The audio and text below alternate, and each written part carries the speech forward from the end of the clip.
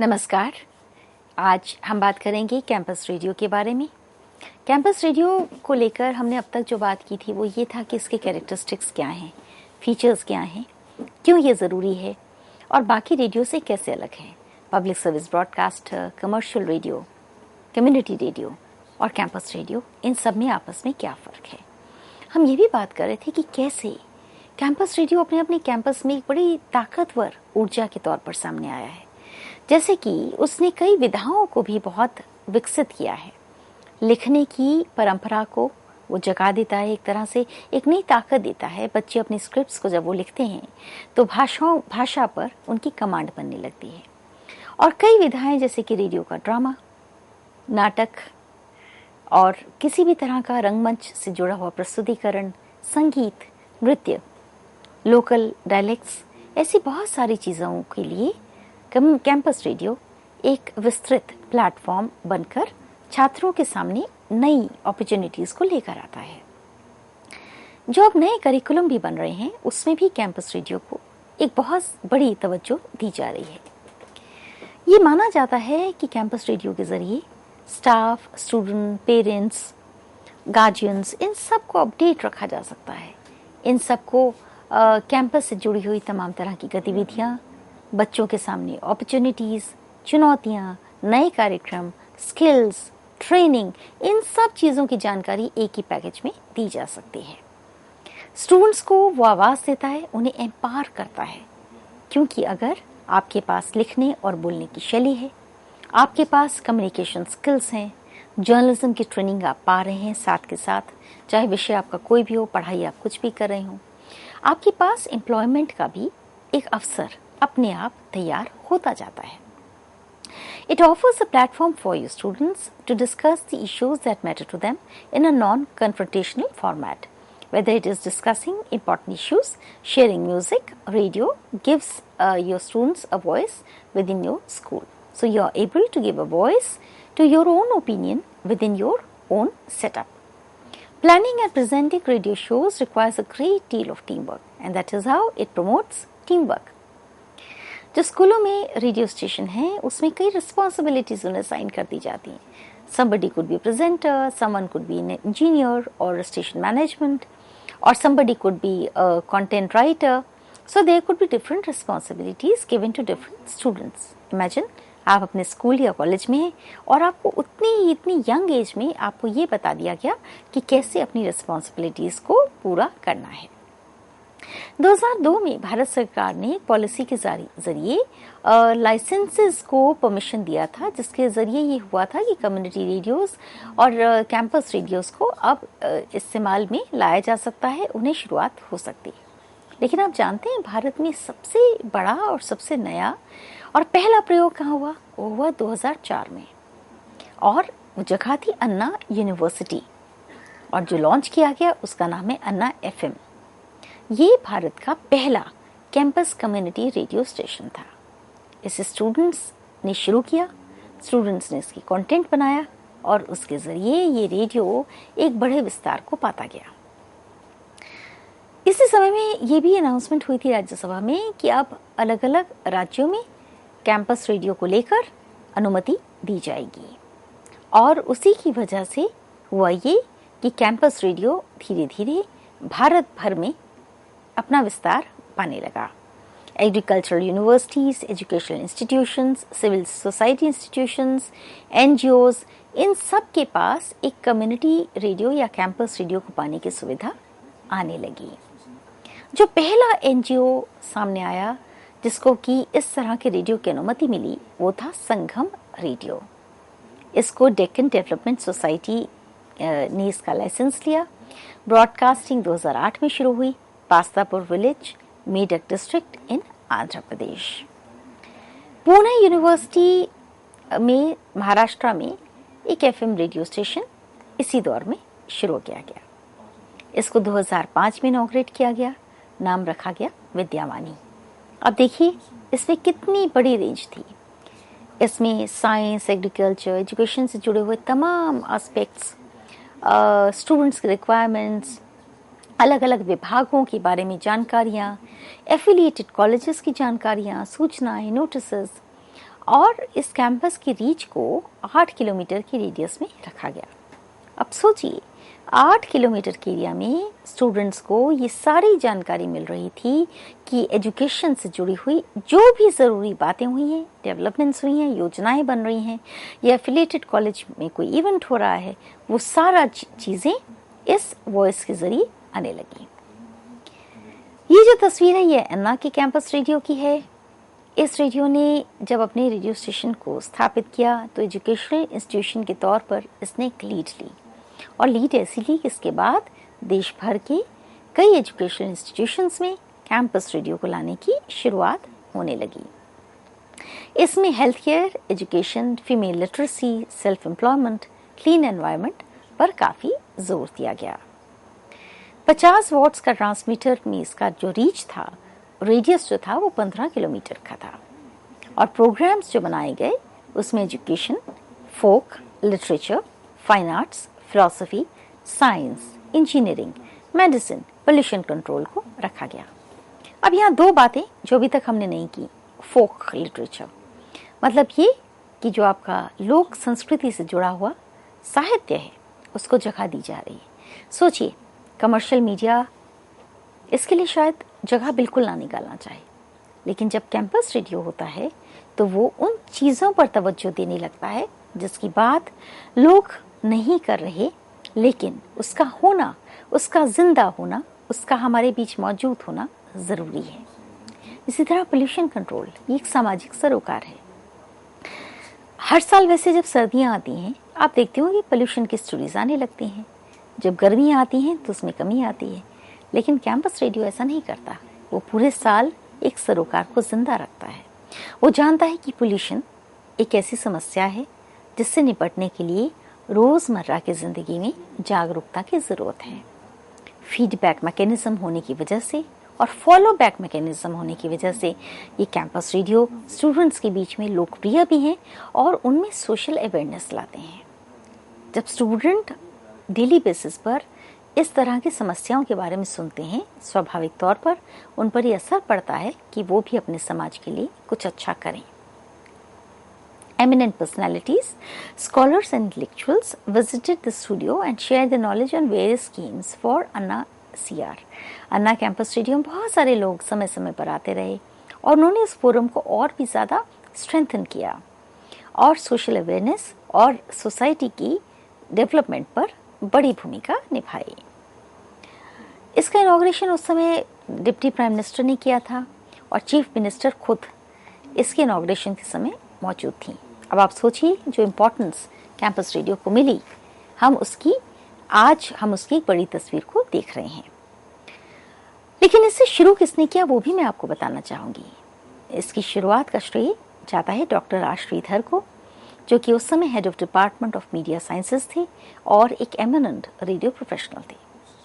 अन्ना university Chennai में है और चेन्नई के आसपास के तमाम इलाकों में जो भी समस्याएं थीं उस पर कम्युनिटी रेडियो, कैंपस रेडियो ने बहुत ध्यान दिया।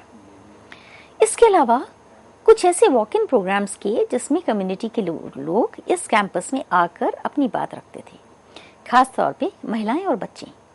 सोचिए उस कैंपस में कम्युनिटी से बच्चे आ रहे हैं, महिलाएं आ रही हैं, अपनी बात रख रही हैं। वो अपनी सुरक्षा को लेकर, अपने सवालों को, अवेयरनेस को लेकर सवाल कर रही हैं और उनके जवाब पा रही हैं। इसका बहुत अच्छा असर उस पूरी कम्युनिटी पर पड़ा। इसका एक फ़ायदा और होता है, जब कम्युनिटी ये देखती है कि कोई कैंपस कोई ऐसा काम कर रहा है जिससे पूरी समुदाय का फ़ायदा हो रहा है, तो वो भी उसके साथ जुड़ते हैं। वो समझने लगते हैं कि ये सरोकारी पत्रकारिता हो रही है। कुछ स्टूडेंट्स को यहाँ पर ऑडियो प्रोडक्शन, ब्रॉडकास्टिंग की ट्रेनिंग दी गई शुरुआत में, और उसके बाद तो ये ट्रेनिंग का जो सिलसिला है आगे बढ़ता ही गया। इन बच्चों को पूरी छूट, पूरी आज़ादी दी गई कि वो टॉपिक्स को अपने आप सिलेक्ट करें, उसकी स्क्रिप्ट लिखें, रिसोर्स पर्सन्स को ढूंढें और प्रोग्राम्स की क्वालिटी को मेंटेन करें। ये स्टूडेंट्स खुद ही प्रोग्राम रिकॉर्ड करते हैं, एडिट करते हैं। अब आप सोचिए स्टूडेंट को कॉलेज के अंदर, यूनिवर्सिटी कैंपस में कितनी सारी चीज़ें एक साथ सीखने को मिल रही हैं। वो सीख रहा है प्री प्रोडक्शन, प्रोडक्शन और पोस्ट प्रोडक्शन। वो सीख रहा है गेस्ट मैनेजमेंट, स्क्रिप्ट राइटिंग और प्रोडक्शन के सारे ऐसे स्किल्स, इसके अलावा कम्युनिकेशन स्किल्स स्वाभाविक तौर पर सीख रहा है। एडिटिंग, रिकॉर्डिंग सीखते हुए वो ये भी जानता है इन सारे स्किल्स में पारंगत होने के बाद उसके पास बहुत सारे प्रोफेशनल अफसर अपने आप आने लगेंगे। कम्युनिटी के वॉलंटियर्स को स्टेशन के साथ जोड़ा गया। ये वॉलंटियर्स सामने आते हैं और अपनी बात को रखते हैं, वो इनके साथ जुड़ते हैं और प्रोडक्शन टीम का एक बैकबोन बन जाते हैं। डॉक्टर श्रीधर ने जब इसे शुरू किया तो उनका एक विजन था। 30 साल के ऑल इंडिया रेडियो की नौकरी के बाद वो इग्नू से जुड़े रहे थे और उसके बाद ज्ञान दर्शन, व्यास चैनल्स, इन सब से जुड़ते हुए उनके पास जो रेडियो का अनुभव आया था उसी के तहत उन्होंने इस रेडियो को शुरू किया। और यही वजह है कि कैंपस रेडियो जो अन्ना का था उससे बहुत सारे और कैंपसेस ने सबक लिए और अपने रेडियो स्टेशंस को स्टार्ट किया। यहाँ मैं एग्जाम्पल देना चाहूँगी जामिया मिलिया इस्लामिया का। रेडियो जामिया इसका नाम है, 90.4 FM पर ये चलता है।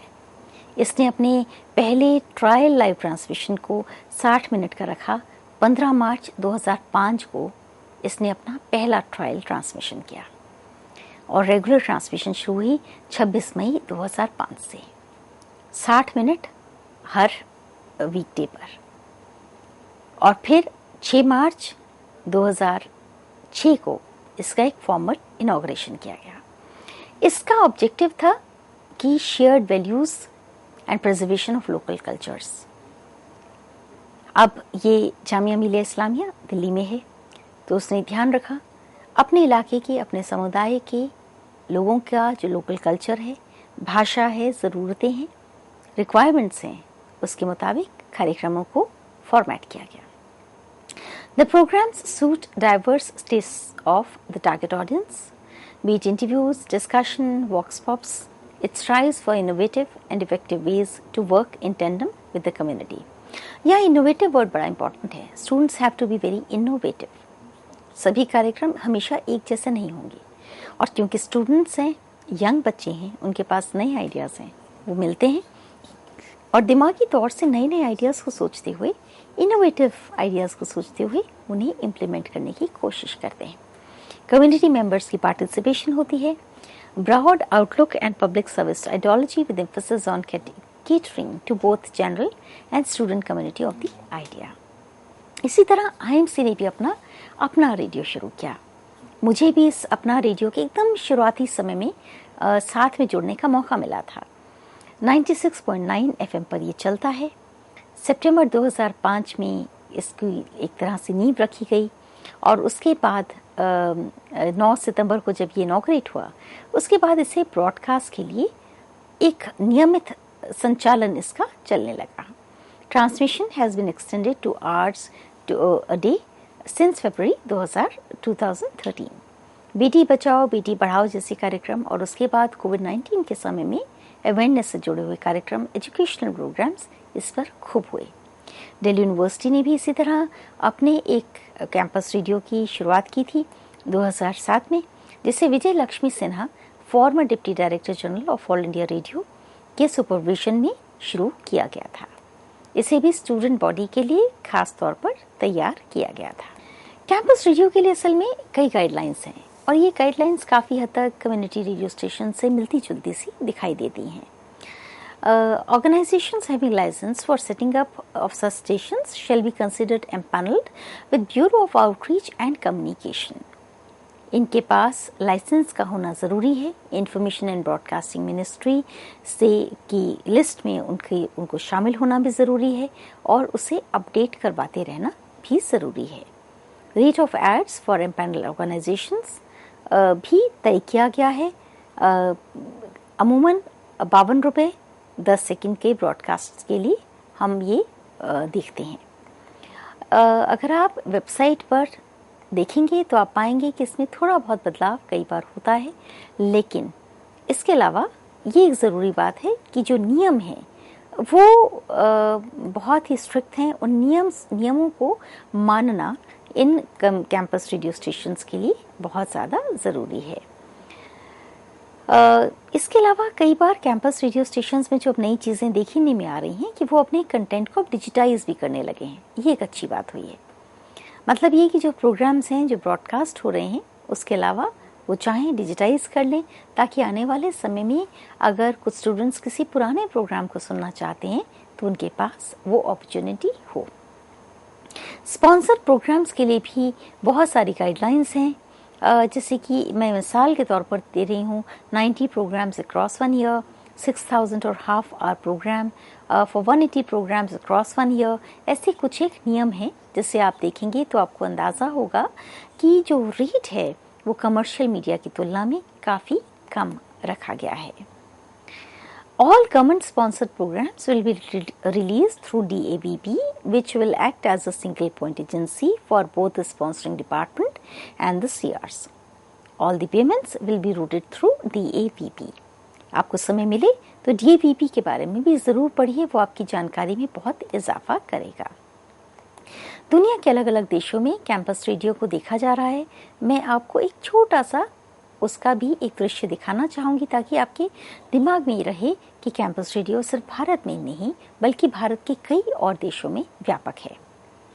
United states of America, after the war in the fall of 1919, civilian radio licenses began to be issued again, including a standard amateur station authorization with the call sign 2ADD. Radio Club was reformed and has resumed activities which included a more organized series of entertainment broadcasts intended to be heard by the local community. US में ये कोशिशें हुई, Canada में भी हुई। Radio stations regulated by the Canadian Radio Television and Telecommunication Commission provides that a campus radio station is a radio station owned or controlled by a not-for-profit organization associated with a post-secondary educational institution. उन्होंने बहुत clear किया है कि ये पूरी तरह से non profit होना चाहिए और पोस्ट सेकेंडरी एजुकेशनल इंस्टीट्यूशन के साथ उसका जुड़ाव होना चाहिए। दो तरह के कैंपस रेडियो उन्होंने डिस्टिंग्विश किए हैं, instructional which is for training of professional broadcasters and community video based campus programming provided by volunteers who are not trained to be professionals. So एक तो ट्रेनिंग है प्रोफेशनल ब्रॉडकास्टर्स की और दूसरी programming which is provided by volunteers who are not trained to be professionals. With a broad music program, the playlist is powered by the passion of fans. बहुत सारे musical programmes भी France के radio stations में देखे जाते हैं। जैसे आपने कनाडा देखा वैसे ही फ्रांस में भी हम कैंपस रेडियो को पाते हैं। बांग्लादेश में पहला कैंपस रेडियो 2015 में शुरू हुआ और radio of Begum Rokeya university Rangpur में।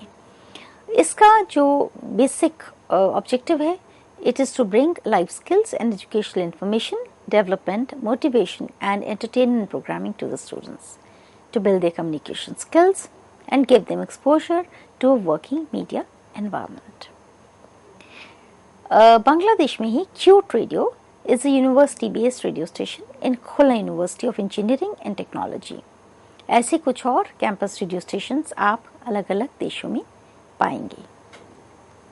इनमें एक और चीज़ जो ध्यान में रखने वाली है कि जब स्टूडेंट्स और टीचर्स आपस में जब इन रेडियो स्टेशंस पर काम करते हैं तो उनमें भी एक तरह का एक स्ट्रॉन्ग बॉन्ड बिल्डअप होता है और एक कंटेंट का रिजर्वोयर बनता है, क्योंकि जब डिजिटाइज भी आप अपना सामान करते हैं तो स्वाभाविक तौर पर आप आने वाले स्टूडेंट्स के लिए भी एक रिजर्वोयर बनाते हैं। नेपाल में भी कैंपस रेडियो स्टेशंस बहुत पॉपुलर होने लगे हैं। ऑनलाइन क्लासेस भी कई बार इन रेडियो स्टेशंस के ज़रिए हुई कोविड-19 के समय। इसे अब ऑल्टरनेटिव लर्निंग के मेथड के तौर पर इस्तेमाल किया जाने लगा है और ख़ास तौर पर ऐसे स्टूडेंट्स के लिए बहुत ज़्यादा फ़ायदेमंद है जिनके पास इंटरनेट की फैसिलिटी नहीं है। मिसाल के तौर पर कोई बच्चा अपने स्कूल का में जब वो जा रहा है और उसके पास इंटरनेट नहीं है या उसके पास में स्कूल के रहता है और रेडियो के ज़रिए वो प्रोग्राम्स को सुन रहा है जो एजुकेशनल हैं, तो ऑब्वियसली बिना इंटरनेट के भी उसके ज्ञान में इजाफा हो रहा है। कई स्कूलों में बच्चों को छोटे छोटे रेडियो के सेट भी दिए गए ताकि उनकी माएँ और बच्चे वो अपनी एजुकेशन को और बढ़ावा दे सकें इंटरनेट की सुविधा ना होने पर भी। कुछ जगहों पर कुछ एक ग्रुप्स में एक एक रेडियो स्टेशन भी देने की कोशिशें की गई ताकि ग्रुप में बैठकर भी बच्चे रेडियो को सुन सकें।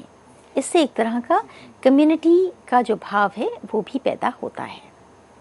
आप जानते हैं कि जब कोविड-19 आया तो देश की दुनिया की करीब 90% जो स्टूडेंट पॉपुलेशन है उसकी पढ़ाई पर असर पड़ा था। इसलिए पूरी दुनिया में एजुकेशन से बच्चे कहीं उनका कोई वास्ता कम ना हो, उसके लिए रेडियो का बड़ा इस्तेमाल किया गया और रेडियो की कई पाठशालाएं शुरू कर दी गईं ताकि बच्चे रेडियो के ज़रिए जिन क्लासेस को फिजिकली अटेंड नहीं कर पा रहे, ऑनलाइन अटेंड नहीं कर पा रहे, कम से कम रेडियो पर उन्हें सुनकर अपने लेसन्स को तैयार कर सकें, टेस्ट के बारे में तैयारी कर सकें, अपनी रीडिंग लिस्ट पर विचार कर सकें और बैठे बैठे मल्टीटास्किंग करते हुए रेडियो प्रोग्राम के ज़रिए अपने ज्ञान में इजाफा कर सकें। इसका फ़ायदा स्टूडेंट्स को तो हुआ ही, टीचर्स को भी हुआ और स्टूडेंट्स के पेरेंट्स को भी हुआ। सभी ने अपने ज्ञान में अलग अलग तरह से इजाफा किया इन रेडियो ब्रॉडकास्ट के ज़रिए। इसके साथ कई बार इसकी वजह से समय और ऊर्जा में, संसाधनों के खर्च में भी बहुत कमी आई और ज्ञान को बढ़ते हुए पाया गया। कई स्कूल्स और कॉलेजेस में ये भी हुआ कि कैंपस रेडियो पर जो लेसन्स को रिकॉर्ड किया गया उन्हें फेसबुक पेज के ज़रिए भी सबसे शेयर कर दिया गया। अब ये मेरी स्लाइड का इस पावरपॉइंट प्रेजेंटेशन का अंतिम हिस्सा है जिसमें मैं आपको ये बताना चाहती हूँ कि कैंपस रेडियो कैसे एक बहुत बड़ा वरदान एजुकेशनल सेटअप पर में हो सकता है और बच्चों के लिए, स्टूडेंट्स के लिए, पूरी एजुकेशन कम्युनिटी के लिए, फैकल्टी के लिए ये एक बहुत इम्पॉर्टेंट टूल है जिस पर हमें ज़्यादा से ज़्यादा तवज्जो देनी चाहिए। आज भारत के प्रधानमंत्री श्री नरेंद्र मोदी जब मन की बात के ज़रिए आकाशवाणी के प्लेटफॉर्म पर पूरे भारत की, पूरी दुनिया की कम्युनिटी से जुड़ते हैं तो सोचिए रेडियो कितना इम्पोर्टेंट है। और वैसे ही इम्पोर्टेंट है कैंपस रेडियो। तो सबसे पहले ये लिटरेसी को प्रमोट करता है। जो अनपढ़ भी है, पूरी तरह से अनपढ़, वो भी अगर कुछ एक ऐसे कार्यक्रमों को सुनता है तो जाहिर तौर पर उसके ज्ञान में इजाफा होता है। सेमी लिटरेट के लिए भी ये एक वरदान है। आप अपने ज्ञान को कहीं भी बैठकर उसमें इजाफा कर सकते हैं। Art, culture and local dialects, हो सकता है आपके इलाके में किसी तरह का आर्ट फॉर्म डेवलप तो हुआ है लेकिन उसे तवज्जो नहीं मिल रही, उसे मेन स्ट्रीम मीडिया कोई जगह नहीं दे रहा और आर्टिस्ट को कोई पहचान नहीं मिल रही। आप उस पहचान को दे सकते हैं। कल्चर एंड लोकल डायलेक्ट्स, हर प्रांत की अपनी कई भाषाएं होती हैं और भारत तो वैसे भी भाषाओं और बोलियों का देश है। हमें इन बोलियों को बचाना है और इन बोलियों को बचाने का काम बखूबी निभाता है कैंपस रेडियो। कंस्ट्रक्टिव एंगेजमेंट, आप इस रेडियो के ज़रिए जो भी करते हैं वो रोचक होता है, कंस्ट्रक्टिव होता है। आप कुछ रच रहे हैं, कुछ बना रहे हैं, नई तरह का म्यूज़िक कर रहे हैं, कुछ गाने लिख रहे हैं, उन्हें आप उसमें चला रहे हैं। आपको कोई स्कूल की असाइनमेंट, कॉलेज की असाइनमेंट मिली है, उस पर आपने नए नोट्स बनाए हैं, उस पर डिस्कशन कर रहे हैं।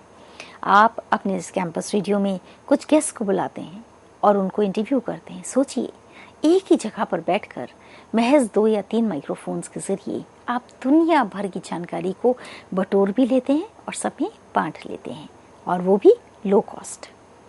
लोकल कम्युनिटी को आप इनवाइट करते हैं। आसपास के लोग जब उस स्टेशन में आते हैं तो सोचिए उन्हें कितना अच्छा लगता होगा कि उनकी आवाज़ को एक इम्पॉर्टेंस मिल रही है। लोकल कंटेंट को शेयर करके आप उस लोकल कम्युनिटी को बहुत मदद करते हैं। आप जो इश्यूज़ जो लोकल हैं, चाहे वो पर्यावरण हो, पोल्यूशन हो, खान पीना हो, सड़क हो, बिजली हो, पानी हो, उस सब की चिंता करते हुए उन्हें सुलझाने की मदद करते हैं। लोकल पॉलिटिकल बॉडीज़ को आप अर्ज करते हैं कि आप इन्हें सुलझाने में मदद करें। आप जागरूकता लाते हैं। किसी भी तरह की कोई कैंपेन सरकार चला रही है, आप उस कैंपेन की ताकत बन सकते हैं।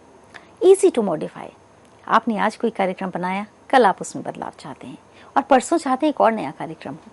सब कुछ करना बहुत आसान है क्योंकि आपके पास बहुत लंबा चौड़ा ऐसा तरीका नहीं है कि आपको बहुत सारी परमिशंस लेनी है। ये कैंपस रेडियो तो आपके लिए है, आपने बनाया है, आप ही को उसे चलाना है। लो कॉस्ट है, कीमत बहुत कम खर्च होती है। कहाँ कमर्शियल मीडिया और कहाँ कैंपस मीडिया। इतना कम खर्च में इतना बड़ा संवाद का स्कोप आपके सामने है। ये स्किल एनहांसमेंट करता है। आप अपने स्कूल कॉलेज में हर रोज़ जा रहे हैं, कई विषयों को आप पढ़ रहे हैं, उन विषयों के साथ साथ एक अतिरिक्त विषय है आपके सामने रेडियो का। रेडियो को करते हुए आपका स्किल एनहांस होता है, आपको मेंटल पीस मिलता है, आप सोशली एक्टिव अपने आप को पाते हैं, आप अपनी एक नई आइडेंटिटी क्रिएट करते हैं, आप स्किल्स और टूल्स पे एक पकड़ बनाते हैं, टेक्नोलॉजी से जुड़ते हैं, नए तरह का ज्ञान पाते हैं। आप इसे सीखते सीखते ब्रॉडकास्टिंग की दुनिया को जानने लगते हैं। आप समझने लगते हैं आर्काइव्स क्यों इम्पोर्टेंट है, न्यूज़ एंड करंट अफेयर्स की जानकारी होती है। आपके सामने विषयों का एक बड़ा समंदर आ जाता है और तब आपको ये समझ में आता है कि कितना कम आपको आता है और कितना कम ज़्यादा आपको सीखना है। ज़्यादा सीखने की ललक आपके अंदर लगातार बढ़ने लगती है। ये भी कैंपस रेडियो की एक बहुत बड़ी खूबी है। एम्प्लॉयमेंट के अवसर देता है। हो सकता है आप जो पढ़ाई कर रहे हों उसमें तो एम्प्लॉयमेंट के अवसर हुए ही, लेकिन रेडियो भी एक अलग एम्प्लॉयमेंट आपके लिए बनाती है। ये भी हो सकता है कि आप कॉलेज से बाहर निकलें और आपको लगे कि आपने जो पढ़ा उसके साथ साथ आपको रेडियो को नहीं छोड़ना है। रेडियो एक विकल्प है। रेडियो आपके सामने एक वैकल्पिक माध्यम के तौर पर भी आ सकता है। It could be more concrete and useful for everybody, not only for the school, college, educational institution, but the entire community and the entire nation. और सबसे बड़ी बात, ये प्योर कम्युनिकेशन है और पब्लिक सर्विस है, जनता के लिए है।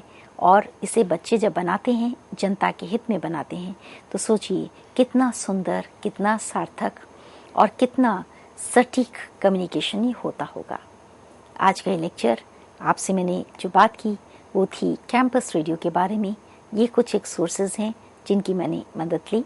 आप कैंपस रेडियो के बारे में थोड़ा और पढ़िएगा, आपकी जानकारी में इजाफा होगा और आप ये जानेंगे कि कैंपस रेडियो वाकई में एक दमदार रेडियो है। आज के लिए इतना ही। नमस्कार।